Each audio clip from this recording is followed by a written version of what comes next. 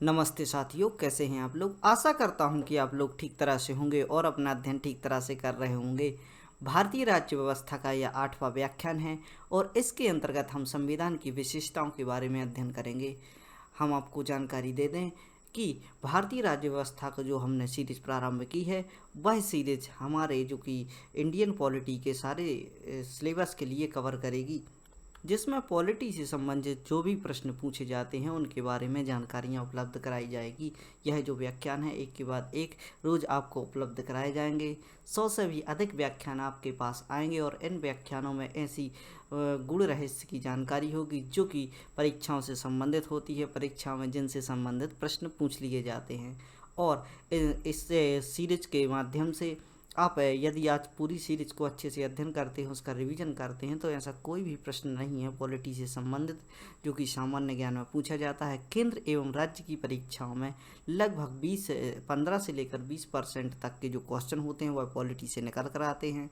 अतः हिस्ट्री का जो कि पूरा सिलेबस कंप्लीट कराने के बाद अब हम पॉलिटी पर अध्ययन कर रहे हैं और हिस्ट्री के भी हमारे पास लगभग 100 से ऊपर है जो कि लेक्चर आपके पास मौजूद हैं। प्लेलिस्ट में जाकर आप उनको देख सकते हैं। और इसी तरह आज का व्याख्यान प्रारंभ करते हैं जो कि यह भारतीय राज्य व्यवस्था का 8वां व्याख्यान है। आइए देखते हैं इससे संबंधित जानकारियों को। हमें समझना चाहिए कि जो भारतीय संविधान है उसमें क्या क्या विशेषताएं थी। तो विशेषताओं का अध्ययन करते हुए हम देखते हैं कि हमारा जो संविधान है इसकी विशेषताओं से संबंधित भी प्रश्न पूछ लिए जाते हैं। तो आपको पता होना चाहिए कि हमारे देश का जो संविधान है वह विश्व का सबसे बड़ा संविधान है। यानी यहाँ पर हम देख सकते हैं कि जो हमारा संविधान है वह लिखित रूप से हमारे पास एक कॉपी के रूप में मौजूद है, जिसे संविधान की मूल प्रति भी कहा जाता है। और यहाँ पर हम देख सकते हैं कि जो विश्व के बहुत से देश हैं, जो 200 के लगभग जो देश हैं, इन देशों में यदि हम संविधान को देखें तो इन सब देशों के संविधान से हमारे देश का संविधान सबसे बड़ा है, वह लिखित संविधान है। विश्व का सबसे पहला लिखित संविधान यानी इस संविधान के लिए हम देख सकते हैं कि जो भी इसकी बातें हैं उनको एक लिखित रूप में, एक पुस्तक के रूप में रखा गया है, इसलिए इसे लिखित संविधान भी कहते हैं। अब लिखित संविधान बनाने का आइडिया हमारे पास कहाँ से आता है, तो लिखित संविधान के उदाहरण के रूप में हम सबसे पहले देखें तो विश्व में सबसे पहला संविधान जो कि लिखित रूप से तैयार किया गया वह किया गया था अमेरिका का। और अमेरिका के लिखित संविधान से प्रेरित होकर भारतीय संविधान को भी लिखित रूप प्रदान किया गया। आगे देखते हैं, ब्रिटेन का संविधान अलिखित संविधान है। यानी यहाँ पर हम देख सकते हैं कि ब्रिटेन का जो भी संविधान है वह अलिखित संविधान है। इसमें समय पर लिखा जाता है, यानी केस बाय केस इसे डिफाइन किया जाता है। जैसे ये आपके सामने केस होता है तो उसके अनुसार यहाँ पर उसकी जानकारी को एकत्रित किया जाता है और उसी प्रकार के केस यदि भविष्य में आते हैं तो उसी प्रकार के निर्णय उस केस के आधार पर लिए जाते हैं। यानी यदि हम देख सकते हैं कि जैसे कि हम देख सकते हैं कि भारत में भी इस प्रकार की प्रक्रिया को दोहराया जाता है। यानी यहाँ पर हम देख सकते हैं कि जैसे 2017 में केस आया था, केस जो कि फंडामेंटल राइट से संबंधित था, प्राइवेसी फंडामेंटल राइट। अब जहाँ भी वो चर्चा होती है, यानी जो कि निजता के अधिकार से संबंधित जहाँ भी चर्चा होती है तो इस केस के लिए आधार बनाया जाता है। यानी जो ब्रिटेन का संविधान है पूर्व में हुई घटना या केस के आधार पर ही आगे फैसले सुनाए जाते हैं। यानी जैसे कि ह्यूमन राइट से संबंधित, ह्यूमन वायलेशन से संबंधित कोई भी केस इनके पास आता है तो पूर्व में हुई घटनाओं के आधार पर यहाँ पर कुछ संशोधन करके उसकी गतिविधि को देख कर कि किस प्रकार का यह केस है उसको इम्प्लीमेंट किया जाता है। तो इस प्रकार हमने समझा कि क्या डिफरेंस है अमेरिका के और अमेरिका व भारत के संविधान के परिप्रेक्ष्य में और ब्रिटेन के परिप्रेक्ष्य में। ब्रिटेन का संविधान है वह अलिखित संविधान है। वह एक यहाँ पर हम देख सकते हैं कि संविधान की ऐसी बातों के लिए यहाँ पर रख दिया जाता तो इसको एक लाइब्रेरी बनाई गई है और केस बाय केस यहाँ पर बुकें रखी गई हैं और उन्हीं बुक्स के माध्यम से जो केस है उसको सॉल्व किया जाता है। आगे देखते हैं, 26 नवंबर 1949 को संविधान के कुछ अनुच्छेद स्वीकार किए गए तथा 26 जनवरी 1950 को इसे पूर्ण रूप से स्वीकार कर लिया गया। यह डेट आपको याद रखनी है क्योंकि संविधान बनने की डेट यानी जो स्वीकार किए जाने की डेट आपको याद रखनी है। यानी यहाँ पर हम देख सकते हैं कि संविधान को कब स्वीकार किया गया। इस बात को आपको याद रखना है, तो 26 नवंबर 1949 को। और संपूर्ण रूप से संविधान को कब स्वीकार किया गया, 26 नवंबर 1950 को। यानी यहाँ पर हम देख सकते हैं कि कुछ अनुच्छेद यहाँ पर छूट गए थे जो कि इस समय पर आवश्यक नहीं थे व उनके लिए आगे 26 जनवरी के लिए छोड़ दिया गया था। तो यहाँ पर हम देख सकते हैं कि जैसे ही 26 जनवरी को हमारा गणतंत्र दिवस मनाया जाता है, इस अवसर पर पूर्ण रूप से इस संविधान को स्वीकार कर लिया जाता है। 26 नवंबर 1949 को स्वीकार किए गए हिस्सों में हम देख सकते हैं यहाँ पर प्रस्तावना को स्वीकार किया गया था। इसके अलावा 395 अनुच्छेद भी इसमें आ चुके थे, 22 भाग हुआ करते थे एवं 8 अनुसूचियां हुआ करती थी। 26 नवंबर 1949 को स्वीकार किए हुए संविधान में प्रस्तावना, अनुच्छेद, भाग व अनुसूचियां उपस्थित थीं। आज हम देख सकते हैं कि वर्तमान स्वरूप में यह जो संविधान है कितना विस्तृत हो चुका है। 395 जो अनुच्छेद हुआ करते थे वह 465 हो चुके हैं। और यहाँ पर हमें देखना चाहिए कि जो मूल रूप से हम सब अनुच्छेद पढ़ते हैं वह 395 ही पढ़ते हैं। यानी किसी संविधान में, यानी हम देख सकते हैं कि 101वां संविधान में संशोधन किया गया है, तो यहाँ पर कैपिटल में ए लिख देंगे। तो इस प्रकार के संविधान की गिनती को देखते हुए आज संविधान के जो अनुच्छेद हैं उनकी संख्या 465 हो चुकी है। भाग 25 हो चुके हैं। मूल रूप से भाग देखें तो 22 भाग हुआ करते हैं और अनुसूचियाँ जो कि 8 हुआ करती थी वह बढ़कर 12 हो चुकी हैं। संविधान संशोधन द्वारा 20वें अनुच्छेद को हटा दिया गया है। यानी 20वां जो अनुच्छेद है संविधान संशोधन द्वारा इसे हटा दिया गया है और 7वें भाग को भी हटा दिया गया है। यह जो जानकारी है आपको याद रखनी है, चूँकि यह जमीन से संबंधित मामला था। और यहाँ पर हम देख सकते हैं कि कुछ ऐसे विवाद आते हैं जिनके माध्यम से इस बात को सुलझाना मुश्किल हो जाता है कि जो ज़मीनी अधिकार है, यानी भारत में बहुत से बड़े बड़े जो धनपति हुआ करते थे, कुछ मठाधीश हुआ करते थे, इनके पास हजारों एकड़ लैंड हुआ करती थी। तो यहाँ पर हदबंदी नियम जैसे ही आता है और ज़मीनों को कैप्चर किया जाता है। यानी सरकार का जो कार्य होता है, आप सरकार के कार्य को समझ लीजिए। सरकार क्यों स्थापित की जाती है, किसी देश में सरकार का क्या महत्व होता है। यहाँ पर हम देख सकते हैं कि 2 वर्ग की जो व्यक्ति होती है, एक होता है मजदूरी वर्ग और एक होता है उच्च स्तर का वर्ग। यहाँ पर धनी व्यक्ति आते हैं। तो यहाँ पर सरकार द्वारा क्या किया जाता है कि जो कि समाज में जो कि 2 वर्ग हुआ करते हैं, इनमें बैलेंस बनाने का कार्य सरकार करती है। यानी यदि यहाँ पर हम देख सकते हैं कि पूर्व में हम देख सकते हैं कि कुछ मजदूर वर्ग हुआ करते थे जो कि अपनी मुख्य धारा से कटे हुए थे। मुख्य धारा का तात्पर्य यह है कि यदि आप छोटे से कोई व्यापारी नहीं हैं, आप मजदूरी कर रहे हैं, तो आप कितना भी प्रयास कर लें, किसी धनपति के बराबर आप खड़े नहीं हो सकते। तो इस प्रकार की समस्याओं को देखते हुए सरकार इस प्रकार के कार्यों को करती है कि ताकि इनकी जो बेसिक ज़रूरतें हैं वह तो पूरी सामान्य रूप से होती रहे, जैसे रोटी, कपड़ा, मकान आदि की सुविधाएं और रोजगार के अवसर, और इनको अपने विकास करने की चीज़ें मुहैया करवाना, जैसे कि हम लोन्स वगैरह उपलब्ध कराए जाते हैं, कृषि के लिए कर दिए जाते हैं। तो यह सब व्यवस्थाएं इनको उपलब्ध कराकर समाज की मुख्य धारा से जोड़ने का प्रयास किया जाता है। तो यही सब कार्य सरकार के द्वारा किए जाते हैं। एक और हम देख सकते हैं वेल्थफेयर की स्कीम चलाने के लिए सरकार द्वारा क्या किया जाता है कि जैसे ही हमारा जो टैक्स सिस्टम होता है, टैक्स सिस्टम के माध्यम से टैक्स सिस्टम को हम जो कि इंडियन इकॉनमी है उसको अच्छे से समझाएंगे। यहाँ पर आप एक छोटी सी बात देख लीजिए। टैक्स 2 प्रकार के होते हैं, एक तो होता है प्रत्यक्ष कर और दूसरा होता है अप्रत्यक्ष कर। प्रत्यक्ष कर में हम देखें तो हमें सीधे तौर पर सरकार के लिए टैक्स देना होता है। वह जो प्रत्यक्ष कर होता है वह सभी के लिए एक समान होता है। एक समान कर के आधार पर हम देख सकते हैं, यदि समाज में से कोई व्यक्ति निकल कर आता है तो जो कि 10 लाख रुपए से ऊपर कमा रहा था उसके ऊपर जो टैक्स लगाया जाएगा वह समान रूप से लगाया जाएगा जो भी यहाँ पर धनपति हुआ करते हैं। और इसके अलावा अप्रत्यक्ष कर होता है। इसमें हम देख सकते हैं कि यह अप्रत्यक्ष रूप से लिया जाता है, यानी यहाँ पर सीधे टैक्स का नाम नहीं होता है।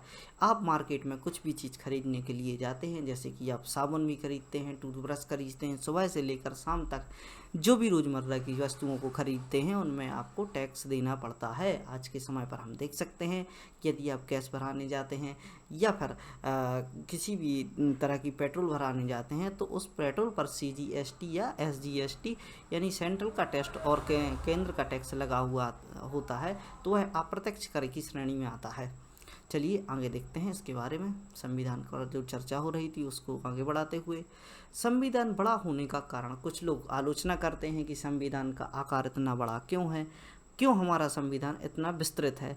तो इसके पीछे बहुत से कारण हैं, और यदि आपसे पूछ लिए जाते हैं कि भारतीय संविधान इतना विस्तृत होने के क्या कारण हैं, इसकी आलोचनाएं की जाती हैं, अतः इन आलोचनाओं के विरोध में आप क्या कह सकते हैं। सकारात्मक पहलुओं के बारे में हम चर्चा करेंगे कि भौगोलिक विस्तार बड़ा होने के कारण तथा विविधता को देखते हुए यहाँ की जो बातें हैं उनको इंक्लूड किया गया, अतः संविधान का आकार बड़ा हो गया। यानी भौगोलिक विस्तार में हम देखें तो जम्मू कश्मीर से लेकर कन्याकुमारी तक, यहाँ पर हम गुजरात से लेकर नॉर्थ ईस्ट के राज्यों तक देखते हैं तो भिन्न भिन्न प्रकार की जातियाँ, भिन्न प्रकार के समुदाय यहाँ पर मौजूद हुआ करते थे। इतनी जाति समुदाय को एक साथ लेकर चलने तथा एक संविधान में जोड़ने के लिए बहुत सी बातों को इसमें इंक्लूड किया गया, अतः इस संविधान का आकार ब्रॉड एवं बड़ा हो गया। ऐतिहासिक भिन्नता में हम देख सकते हैं कि 1774 से रेगुलेटिंग एक्ट आना हमारे यहाँ पर प्रारंभ हुए। धीरे धीरे 1858 तक जो भी कंपनी को सुधार करने के लिए वह एक्ट लाए जाते थे।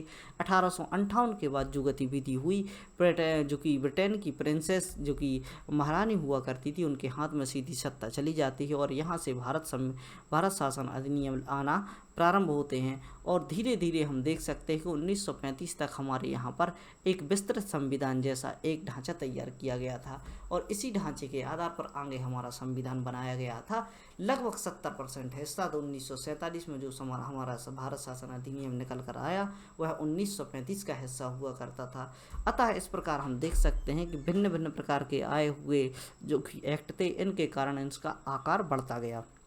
आगे देखते हैं, एकल संविधान का निर्माण करना जिसमें सभी राज्य, सभी केंद्र शासित प्रदेश शामिल हों। एक बात और हम देख सकते हैं कि एकल संविधान यानी आज जो कि हमारे यहाँ पर 28 राज्य हुआ करते थे, यदि अगर इसको बनाना चाहें तो 28 राज्यों को 28 देश भी बनाया जा सकता है। यानी इस प्रकार हम देख सकते हैं कि 28 देश हैं, 8 केंद्र शासित प्रदेश हैं, तो इतने सारे जो यूनियन टेरिटरी हैं, राज्य हैं, इन सभी के लिए एक कानून का निर्माण करना, एक बुक्स के अंदर इन सबको लाना एक बड़ा डिफ़िकल्ट सब्जेक्ट हो जाता है, यानी कठिन विषय हो जाता है। तो यहाँ पर हम देख सकते हैं एकल संविधान जिसमें सभी राज्यों को इंक्लूड किया जाए, सभी केंद्र शासित प्रदेशों को इंक्लूड किया जाए, तो इस प्रकार की बातों को शामिल करने के लिए इसमें सभी बातों को रखा जाता है, अतः इसका आकार बड़ा हो जाता है। दिग्गज संविधान सभा, यानी हम देख सकते हैं कि संविधान सभा में जो कि महापुरुष हुआ करते थे, विभिन्न ख्याति प्राप्त बहुत ही अच्छे एंटरप्रेन्योरशिप समाज से निकलकर बहुत ही जो कि ज्ञानी व्यक्ति हुआ करते थे, वो यहाँ पर आते थे, अतः उनको संविधान सभा में बुलाया गया। और ऐसे महान जो कि संविधान सभा में व्यक्ति हुआ करते थे, सभी की बातों को रखना आवश्यक था। यहाँ पर हम महान व्यक्तियों की बात करें तो जिस प्रकार हम देख सकते हैं कि सरदार वल्लभ भाई पटेल जो कि बहुत ही महान व्यक्ति थे, और जवाहरलाल नेहरू, और इसके अलावा हम देख सकते हैं प्रमुख ख्याति प्राप्त यहाँ पर वकील एवं कुछ पॉलिटिशियन लोग हुआ करते थे। इन सब की बातों को यहाँ पर रखा जाता है। BR अम्बेडकर के द्वारा बहुत सी बातों के लिए रखा जाता है, और उन सब बातों को शामिल करना बहुत ही आवश्यक था, चूँकि हम एक संविधान का निर्माण कर रहे थे। अतः यहाँ पर हम देख सकते हैं कि भीमराव अम्बेडकर के जो हमने अध्ययन किया है उसमें हम देख सकते हैं कि इनके द्वारा इतनी डिग्री हासिल की गई थी कि विदेश के लोग भी इनसे इंस्पायर होकर बहुत सी कार्य कर रहे थे, और इनके जैसा अध्ययन करने का प्रयास कर रहे थे।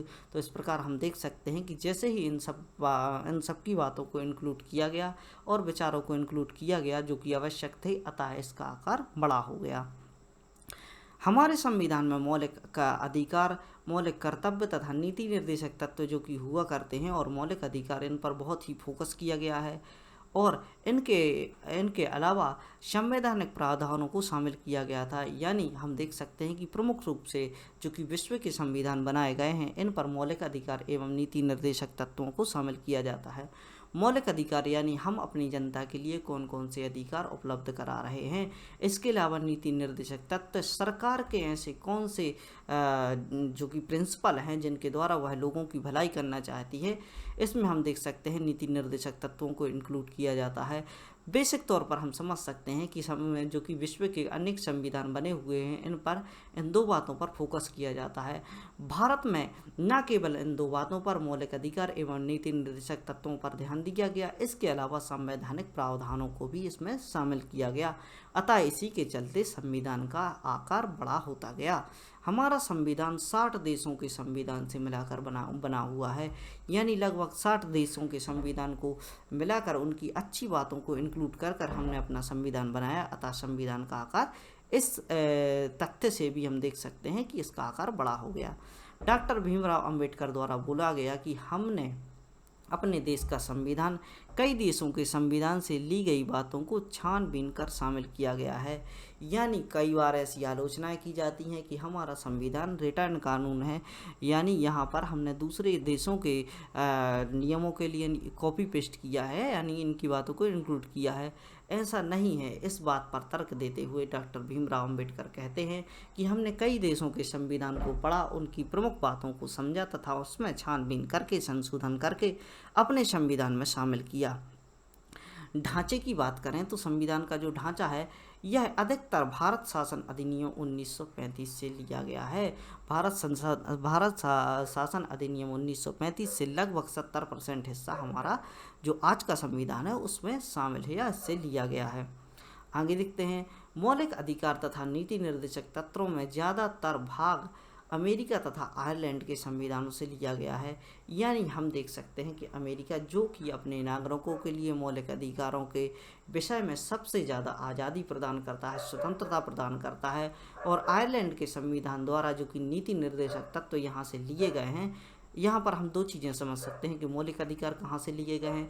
जैसे ही आपसे चर्चा होती है कि मौलिक अधिकारों को भारत में जो कि भारत के मौलिक अधिकार है यह कहाँ से लिए गए हैं या मौलिक अधिकारों की बातें कहाँ से इंक्लूड की गई हैं, तो वह अमेरिका से की गई हैं। और इसके अलावा हम देख सकते हैं नीति निर्देशक तत्व राज्य के लिए, अपने नागरिकों के लिए क्या इनके महत्व हैं, इनके लिए क्या करना चाहिए, इन सब बातों को आयरलैंड के संविधान से लिया गया है। अतः आप समझ सकते हैं कि इन दो जो प्रमुख संविधान होते थे, सबसे पहला संविधान जो कि मौलिक अधिकारों से संबंधित था, अमेरिका का संविधान, उससे मौलिक अधिकारों को इंक्लूड किया गया। अतः हम इसकी क्वालिटी को समझ सकते हैं कि किस प्रकार की क्वालिटी को लेकर हम लोगों ने अपने संविधान को लेकर चला है। और हम देख सकते हैं कि आयरलैंड का संविधान जहाँ नीति निर्देशक तत्वों की प्रमुख रूप से बात की जाती है, अतः इसकी बातों को भी हमने शामिल किया गया है। आगे देखते हैं, संविधान की आलोचना का खंडन, यानी संविधान की जिस प्रकार आलोचना की जाती है कि यह जो कॉपी पेस्ट की नीति यहाँ पर अपनाई गई है, यानी दूसरे देशों के साथ संविधान को दूसरे देशों के संविधान से लेकर हमने बातों को लाए गए हैं, तो इस आलोचना का खंडन हम इस प्रकार कर सकते हैं। जिस तरह हमारे संविधान की आलोचना की जाती है कि हमारा संविधान उधार लिया हुआ है, यानी कई देशों के संविधान से बातों को निकाल कर लाया गया है, यह गलत तर्क है। इस गलत तर्क का खंडन करते हुए, क्योंकि यह लिया तो एक दूसरे देशों के संविधान से है, लेकिन अपने देश की परिस्थिति, जनसंख्या, भूभाग तथा भाषा के अनुसार बदलाव करके हमने अपने संविधान को शामिल किया है। यानी यहाँ से हम देख सकते हैं कि हमने उनकी बातों को तो केवल लिया है, लेकिन यहाँ से हम देख सकते हैं कि इसकी जो यह तर्क इस प्रकार से गलत साबित होता है कि जब हम इन बातों को पढ़ रहे थे तब हमने भारत की परिस्थिति को समझा, कौन सी बातें जो वहाँ पर आसानी से इम्प्लीमेंट की जा सकती हैं और भारत में इनको इम्प्लीमेंट करने के लिए क्या कठिनाइयाँ हो सकती हैं, इन परिस्थितियों को समझा।